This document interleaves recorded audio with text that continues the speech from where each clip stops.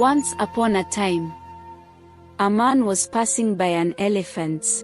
Suddenly he stopped, confused by the fact that these huge creatures was being held only by a small rope tied to their front leg.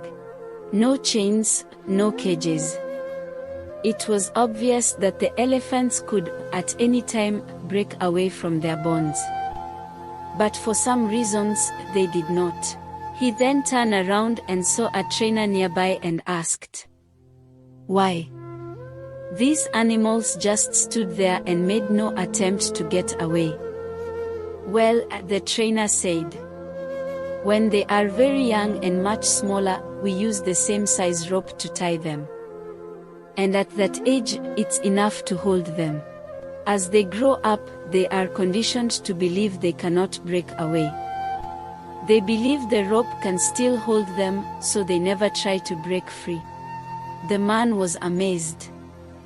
These animals could at any time break free from their bonds.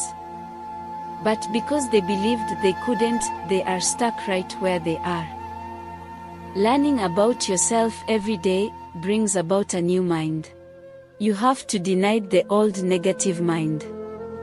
Through self-knowing, you can deny your conditioning totally.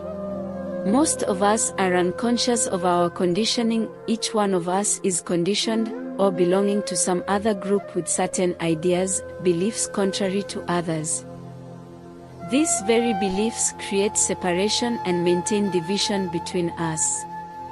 Is it possible not to belong to any group or religion? Which does not mean entering another conditioned state. There can be peace only when all beliefs which divide men come to an end. This can happen only when the mind is free from all conditioning. To be free from all conditioning is not to seek better conditioning and not just on one sectionalized level of belief. Can you and I be aware of our conditioning? Is it possible to be free of it? Can any action bring about that freedom? Let us know what you think in the comment section.